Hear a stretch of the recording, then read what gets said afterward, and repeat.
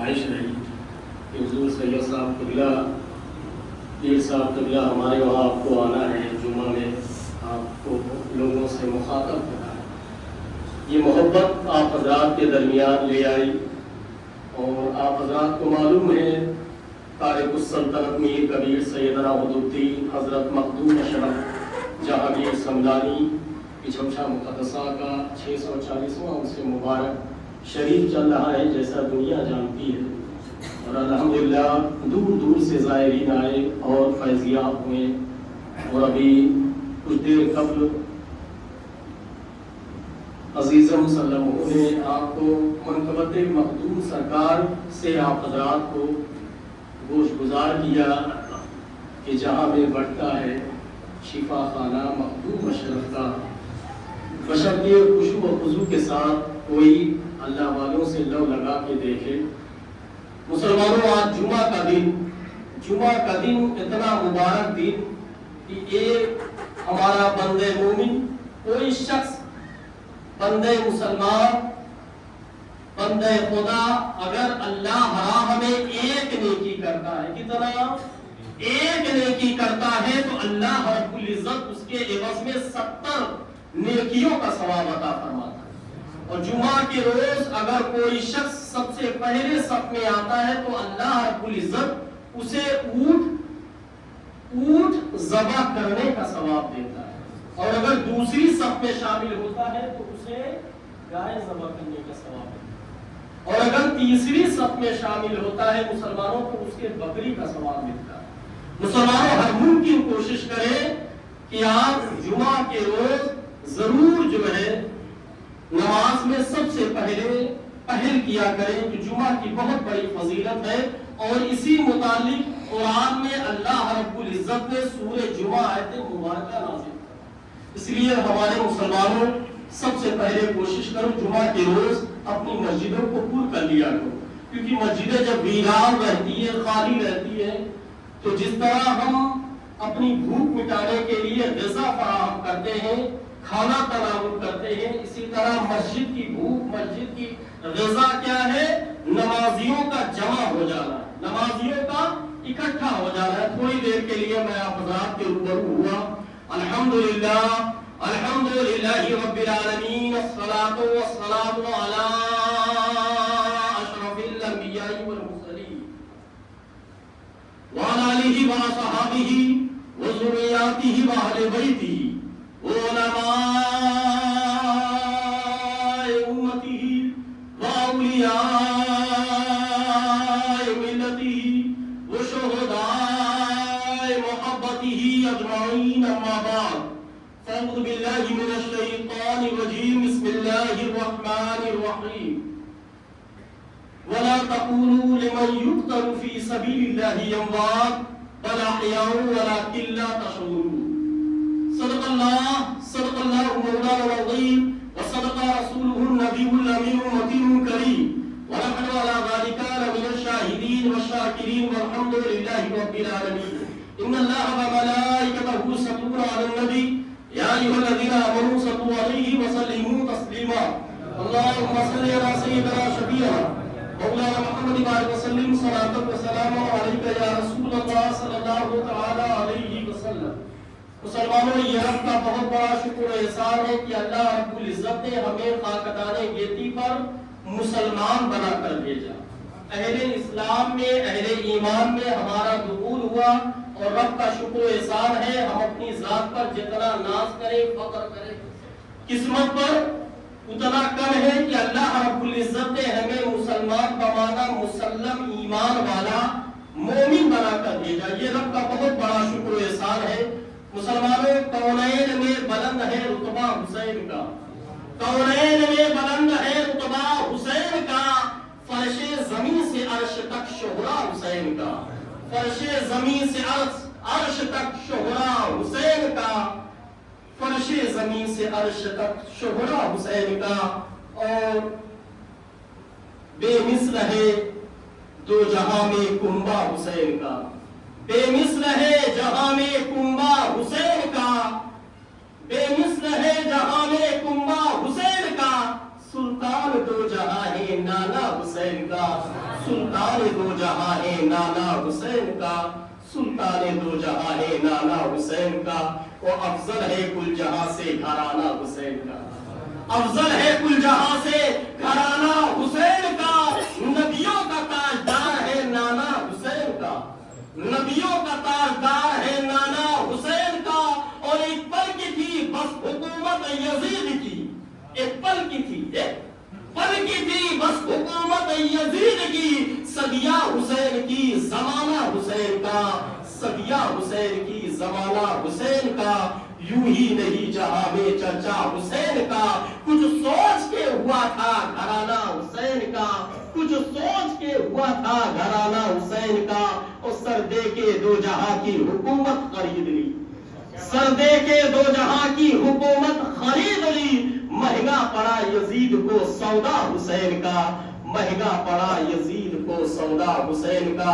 آئیے ہم سب مل کر باوقار باعظمت عالی جاں آقا انعامدار نبی مختار صلی اللہ علیہ وسلم کی بارگاہ میں ہدیہ درود پاک پڑھیں۔ اللہم صلی علی سیدنا شفیعنا مولانا محمد وآلہ وسلم صلاۃ و سلام علیک یا رسول اللہ صلی اللہ تعالی علیہ وسلم۔ مسلمانوں، وَلَا تَقُولُوا لِمَنْ يُقْتَلُ فِي سَبِيلِ اللَّهِ أَمْوَاتٌ بَلْ أَحْيَاءٌ وَلَكِنْ لَا تَشْعُرُونَ۔ جو لوگ فی سبیل اللہ قتل کر دیے جائے انہیں مردہ نہ کہو، یہ قرآن فرما رہا ہے، بلکہ وہ زندہ ہے، لیکن تمہیں ان کی زندگی کا شعور نہیں۔ قرآن کی آیت مبارکہ حیات الشہداء کی گواہی دے رہی ہے۔ غور کریں، شہیدوں کا درجہ نبیوں سے کم، گویا شہید نبی کے مقابلے میں ادنا، نبی اعلیٰ، اب قرآن ادنا کو زندہ کہہ رہا ہے، تو اعلیٰ کا عالم کیا ہوگا؟ نبی بدر جائے اولا زندہ ہے۔ قرآن کی آیت مبارکہ سے حیات النبی کا مسئلہ حل ہو گیا، اس لیے ہم اہل سنت والجماعت کا متفق عقیدہ ہے، اہل ایمان والوں کا، کہ نبی زندہ تھے، زندہ ہے، زندہ ہی رہے گا۔ ہم اہل سنت والجماعت جتنے بھی اولیاء اعظام مزارات سے محبت رکھتے، نبی زندہ تھے، زندہ ہے، زندہ ہی رہیں گے۔ تو زندہ ہے واللہ، تو زندہ ہے واللہ، میری چشم عالم سے چھپ جانے والے۔ ہم اپنے نبی کو صرف زندہ ہی نہیں مانتے بلکہ زندگی بخشنے والا بھی مانتے ہیں۔ قرآن کہہ رہا ہے شہیدوں کو مردہ نہ کہو بلکہ انہیں زندہ کہو۔ مردہ وہ ہوتے ہیں جس میں نہ لینے کی صلاحیت ہوتی ہے نہ دینے کی، شہید دیتے بھی اور دیتے بھی ہیں، مردہ کیسے ہو سکتے ہیں؟ کچھ لوگ مردہ کہتے کہنے دے، کچھ لوگ مردہ لکھتے لکھنے دے، اس لیے کہ وہ خود ہی مردہ ہے۔ اگر مردہ نہ ہوتے تو زندے کو مردہ کیوں کہتے؟ قرآن شہیدوں کو مردہ کہنے پر پابندی عائد کر رہا ہے، مردہ کہنے سے روک رہا ہے، لیکن مردہ سوچنے سمجھنے پر پابندی نہیں لگا رہا ہے۔ لہٰذا اہل ایمان والوں، مردہ سوچا جا سکتا ہے، سمجھا جا سکتا ہے۔ قرآن نے اس ہونے والے اعتراض کو رفع کر دیا، وَلَا تَحْسَبَنَّ الَّذِينَ قُتِلُوا فِي سَبِيلِ اللَّهِ أَمْوَاتٌ بَلْ أَحْيَاءٌ عِندَ رَبِّهِمْ يُرْزَقُونَ۔ شہیدوں کو مردہ گمان بھی نہ کرو بلکہ وہ زندہ ہے اور اپنے رب کے پاس سے رزق پاتے ہیں۔ اب خلاصہ یہ ہوا، شہیدوں کو مردہ نہ کہا جا سکتا ہے، نہ سوچا جا سکتا ہے، نہ سمجھا جا سکتا ہے۔ تو اہل ایمان والوں، آؤ ہم سب ذہن نشین کر لیں، ہم زندہ، ہمارا قرآن زندہ، عشق رسالت پر جان قربان کرنے والے زندہ، نبی کا قانون زندہ۔ اس لیے آؤ اب ہم سب زندوں کی بات کرتے ہیں۔ زندگی زندہ دلی کا نام ہے، زندگی زندہ دلی کا نام ہے۔ مردہ دل کیا خاک جیا کرتے ہو، اور زندہ ہو جاتے ہیں جو مرتے ہیں حق کے نام پر۔ اللہ اللہ، موت کو کس نے مسیحا کر دیا؟ مسلمانوں، آپ قرآن مجید فرقان حمید سے ایک سوال کرے، اے آسمانی مقدس کتاب، اے حکمت کے لازوال موتیوں سے بھرپور، تو نے ایسا حکم کیوں دیا جس میں بظاہر تکلیف اور اذیت، خسارہ، طلاق، جان و مال ہے؟ جواب ملے گا محض اور محض اس لیے کہ جو شے سب سے زیادہ محبوب و مرغوب ہے وہ ہے ایمان۔ اس کو مسمار کرنے کے لیے، مٹانے کے لیے ناپاک کوششیں کی جا رہی تھی۔ اسلام کے علم برداروں کو ستایا جا رہا تھا، حلال و حرام کی تمیز مٹائی جا رہی تھی، بنائے اسلام کی ادھیڑ بند کے لیے مولیک ہتھیار استعمال کیے جا رہے تھے، کفر و طغیان کی سرکشی حد سے تجاوز کر رہی تھی، اور شاعری اسلام میں غلاظت کی ایسی آمیزش کی جا رہی تھی کہ آئندہ نسل اسے دیکھ کر چپ کرتی، اسلام کا رخ تابہ پر مردہ ہو کر رہ جاتا۔ ایسے وقت میں اسلام کا تحفظ ضروری تھا، چنانچہ وفاشاروں نے اسلامی پرچم کو بلند کیا اور مسلمانوں کربلا میں بے سر و ساما ہے وہی خاندان بن کے خادم آئے تھے جبریل جس کر کے لیے مسلمانوں الغرض مارکہ بدر سے میدان کار زاد تک دیکھے تو معلوم ہوگا ان بازوں نے اسلام کو کفر و شرک کے گھٹا ٹوپ اندھیرے سے نور کے اجالے میں لا کھڑا کیا ہے. یہی وجہ ہے کہ مسلمانوں کفر کی بدلی چھٹی اور اسلام کی نورانیت نے ہر طرف اپنا وجود بخشا اور مسلمانوں جگہ جگہ اسلامی پرچم نظر آنے لگے. کربلا کی تاریخ پڑھے تو معلوم ہوگا کہ سبط رسول فرزند بطول اپنے ہر عمل سے اسلام کی حقانیت کا اعلان کر رہے تھے. نانا جان کی شریعت کو مس ہونے سے بچا رہے تھے. اگر امام حسین نے کربلا کی وادی میں اگر یہ شہادت عظمی نہ پیش کی ہوتی تو آج ہم اہل لوگوں کے اوپر اہل انسانوں پر مسلمانوں جو دینی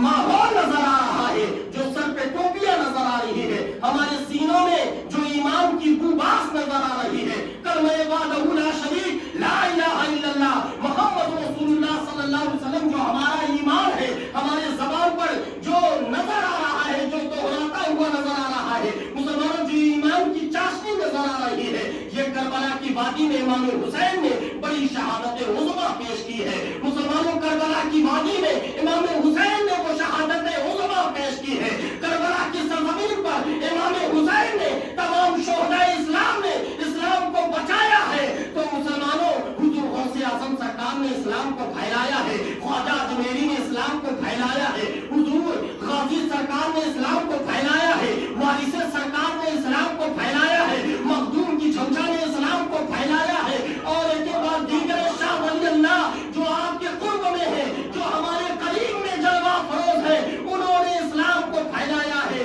اور امام اہل سنت علی رحمت اللہ علی حضرت نے اسلام کو پھیلایا ہے. بچانے والی ذات اگر کربلائے مولکہ میں امام حسین کی ہے شہداء کی ہے تو مسلمانوں پھیلانے کی ذات ہمارے اولیاء اعظام کی ذات ہے بزرگان دین کی ذات ہے ہمارے اکابرین کی ذات ہے.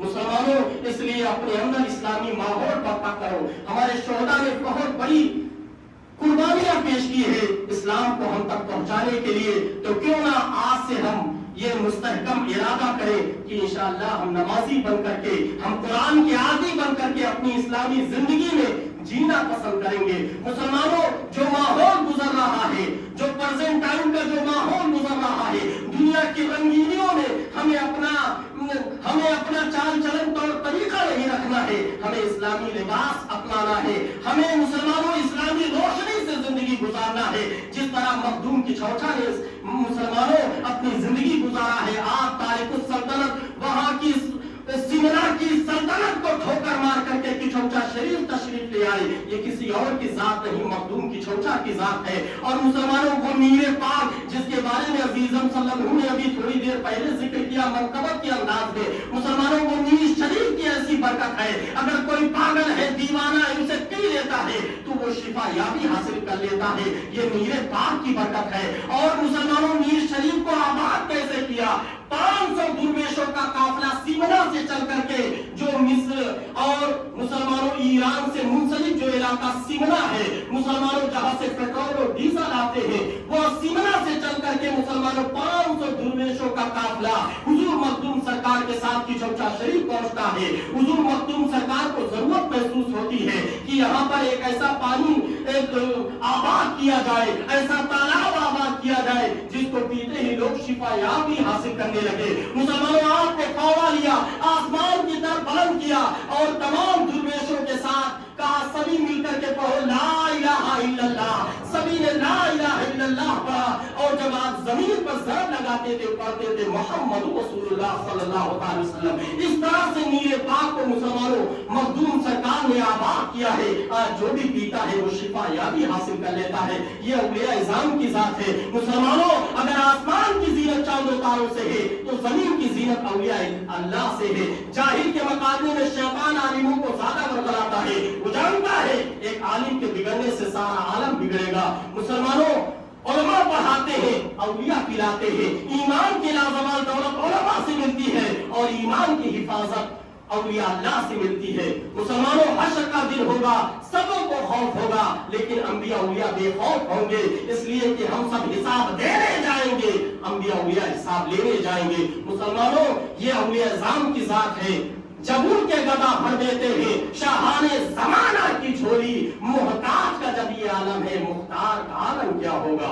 مسلمانوں، آپ غور کریں، کربلا کی وادی میں مقابلہ کس کا تھا؟ مقابلہ امام حسین یزید کا نہیں، مقابلہ صحیح و غلط کا تھا۔ مقابلہ امام حسین یزید کا نہیں، مقابلہ سچ اور جھوٹ کا تھا۔ مقابلہ امام حسین یزید کا نہیں، مقابلہ روحانی طاقت اور مادی طاقت کا تھا۔ مقابلہ امام حسین یزید کا نہیں، مقابلہ نورانیت اور ظلمت کا تھا۔ مقابلہ امام حسین یزید کا نہیں، بلکہ مقابلہ جنتی اور جہنمی کا تھا۔ ایک طرف بھروسہ خدا کی ذات پر تھا، دوسری طرف بھروسہ جنگی ساز و سامان پر تھا۔ ایک طرف 72 نفوس قدسیہ اسلام کو بچانے کی فکر میں تھے، دوسری طرف 22,000 کا لشکر جبار قرآن و سنت کو مٹانے کے لیے تیار تھے۔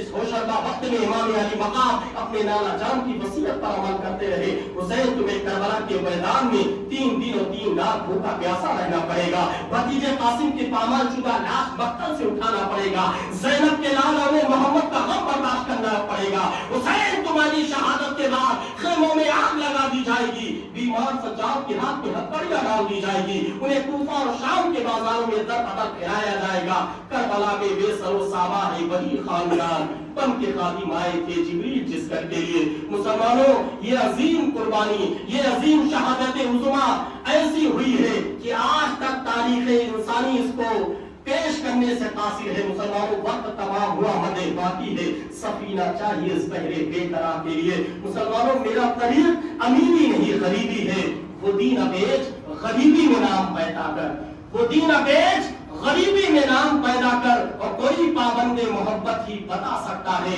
ایک دیوانے کا زنجیر سے رشتہ کیا ہے۔ مسلمانوں، اپنے اندر نماز کی، قرآن کی ایسی دیوانگی اپنا لو، انشاءاللہ العزیز تمہاری دنیا آسان ہو جائے گی، تمہارے زندگی کا رہن سہن طور طریقہ اور تمہاری روزی کمائی سب آسان ہو جائے گی۔ مسلمانوں، ایک خوش عقیدہ مسلمان ہو کر کے تم نماز کے پابند بن جاؤ، تم نماز کے عادی بن جاؤ۔ جو شخص نماز کی پابندی رکھتا ہے، مسلمانوں، اس کے گھر میں برکتیں نازل ہوتی ہے، اس کی کمائی میں، تجارت میں، کاروبار میں خیر و برکت ہوتی رہتی ہے۔ اور مسلمانوں، تم بیماری کے لیے قرآن سے شفا حاصل کرو، وَنُنَزِّلُ مِنَ الْقُرْآنِ مَا هُوَ شِفَاءٌ وَرَحْمَةٌ لِّلْمُؤْمِنِينَ۔ مسلمانوں، قرآن رب فرما رہا ہے کہ ہم نے جو قرآن اتارا ہے اس میں مومنوں کے واسطے شفا ہے۔ مسلمانوں، تم قرآن سے شفا حاصل کرو، انشاءاللہ العزیز تم قرآن کے عادی بن جاؤ، تمہاری زندگی آسان ہو جائے گی۔ اور خاص کر جو لوگ تنگ دستی غریبی کا شکار ہے، انہیں چاہیے کہ روز مرہ ہر نماز کے بعد سبحان اللہ و بحمدہ،